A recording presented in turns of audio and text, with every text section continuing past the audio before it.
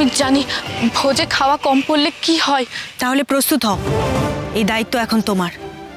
সকলের মুখে অন্ন তুলে দেওয়ার ভার তোমাকে দেওয়া হলো। চলো সবাই।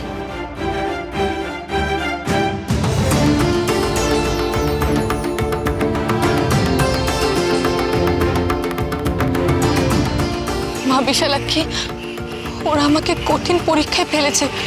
তুমি আমাকে শক্তি দাও মা, আমি যেন সব বাধা কাটিয়ে পরীক্ষায় উত্তীর্ণ হতে পারি।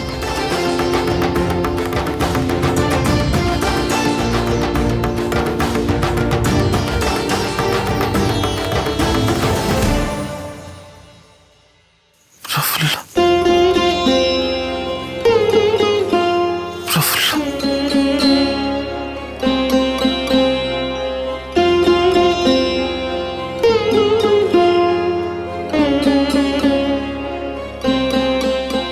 মা এবার কি হবে মা? উনি তো ঘোরের মধ্যে প্রফুল্ল দিদির নামই নিয়ে চলেছেন। আমার তো খুব ভয় করছে। আমারও তো ভয়ে বুক শুকিয়ে যাচ্ছে মা। জানি না কি হবে। রাধা মাধবের উপর ভরসা রাখো, উনি আমার ছেলেটাকে সুস্থ করে দেবেন। কেন কষ্ট দিচ্ছিস দাদু ভাই? নিজেকে এভাবে কেন কষ্ট দিচ্ছিস? আসুন কবিরাজ মশাই, দেখুন কি অবস্থা, দেখুন আপনি একটু ভালো করে দেখুন ব্রজকে।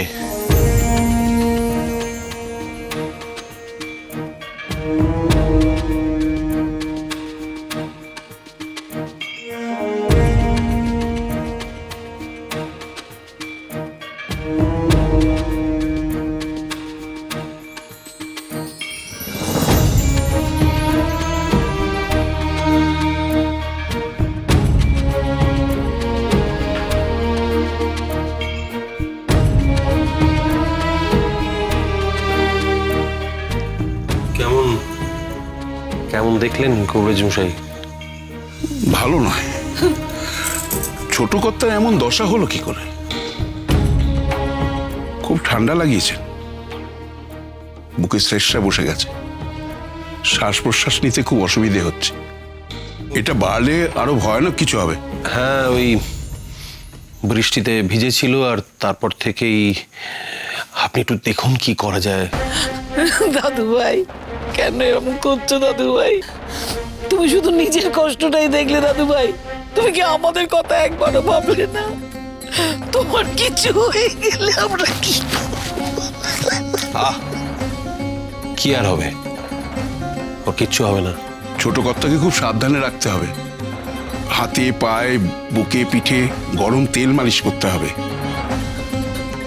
আমি ওষুধ দিচ্ছি, কিন্তু সবচেয়ে জরুরি হলো ওর দিনরাত সেবা। আমি ওনার দিনরাত সেবা করব, তাতে উনি ভালো হয়ে যাবেন তো? আমি কিছুই জোর দিয়ে বলতে পারছি না। আমার কি হলো ঠাকুর? কবিরাজ মশাই, আপনি দয়া করে আমার ছেলেটাকে সুস্থ করে দিন। আমার যে একমাত্র সন্তান, আপনি যে করে হোক ওকে সুস্থ করে দিন। উতলা হবেন না মা, আমি চেষ্টা করছি। ব্যাস ব্যাস, আর কোনো কথা নয়। ব্রজ আমার একমাত্র সন্তান, ওকে সুস্থ হতেই হবে। কবিরাজ মশাই, আপনি যেভাবে পারেন ওকে সুস্থ করে তুলুন।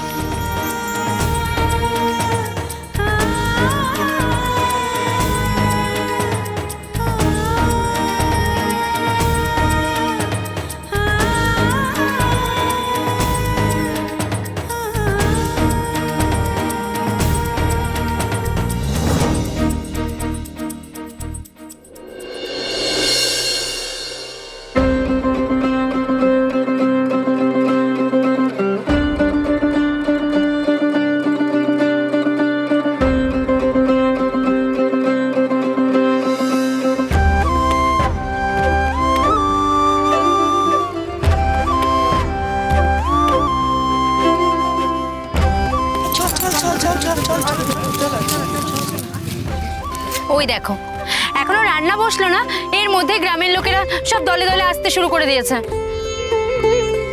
তাই তো আমাদের তাড়াতাড়ি হাত চালাতে হবে। ওরা কত আশা করে এসেছে। ও গোবরার মা, একটা বড় কড়া নিয়ে এসো তো। হ্যাঁ যাই।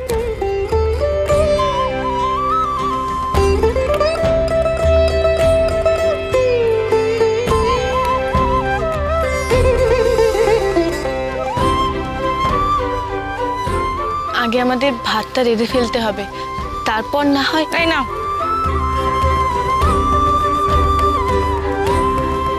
এটা এটা তুমি কি আনলে?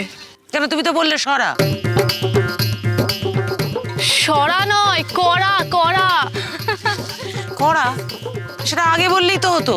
তা খামোখা তো চেঁচাচ্ছ কেন? আমি কানে কম শুনি নাকি? না না, তুমি কানে একটু বেশিই শোনো। তুমি যে কানে কম শোনো না গোবরার মা, এটা কিন্তু একদিক থেকে ভালো। তুমি অযথা কাউকে সন্দেহ করবে না, আর পরীক্ষাও করবে না। ও মা, বড্ড খিদে পেয়েছে, খাবার দাও না। আহা গো, বাচ্চাটার বড় খিদে পেয়েছে। আমি জানি খিদের কি জ্বালা। জানো গোবরার মা, আমি আমার মা কতদিন লোকে দৌড়ে দৌড়ে না খেয়ে ভিক্ষে করতাম।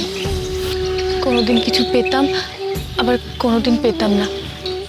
তখন অন্যের বাড়ির রান্নার সুবাস নিয়ে জল খেয়ে পেট ভরাতাম। আমার মা বলতো ঘ্রাণে অর্ধভোজন।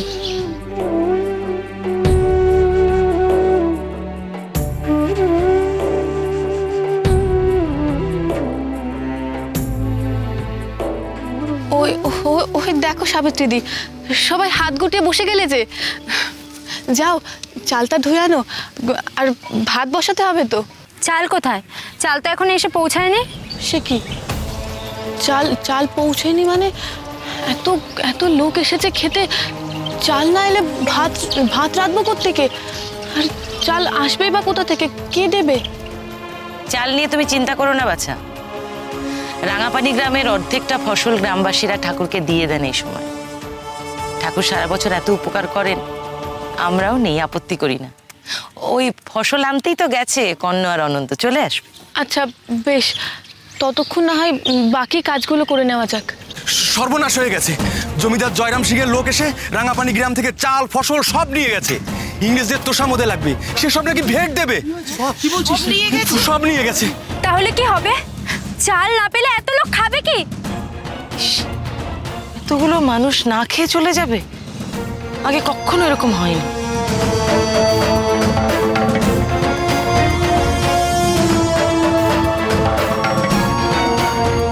তোমরা চিন্তা করো না, চাল আসবে, আর সেই চাল জোগাড় করে আনবে প্রফুল্ল।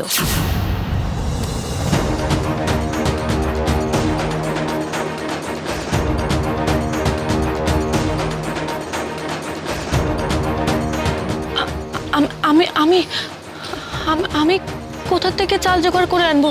আর এত চাল আমি কোথায় পাবো? সেটা তো তুমি জানো। তুমি তো বলেছিলে নিরন্ন গরিব দুঃখীদের মুখে অন্ন তুলে দেওয়ার জন্য তুমি যে কোনো বিপদের মধ্যে দিয়ে যেতে প্রস্তুত। তুমি কি ভেবেছিলে প্রফুল্ল? এরকম একটা মহৎ কাজ কোনো রকম বাধা বিপত্তি ছাড়াই খুব সহজে হাসতে হাসতে করে ফেলবে তুমি?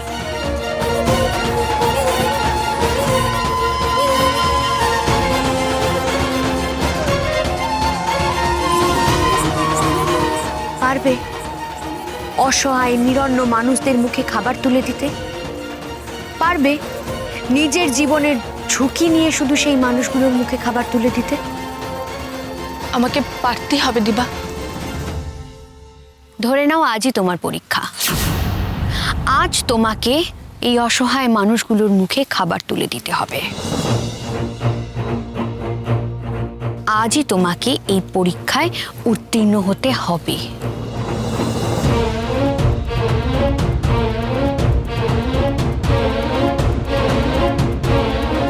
আরেকটা কথা মনে রেখো, আমাদের দলের কোনো রকমের কোনো সাহায্য কিন্তু তুমি পাবে না।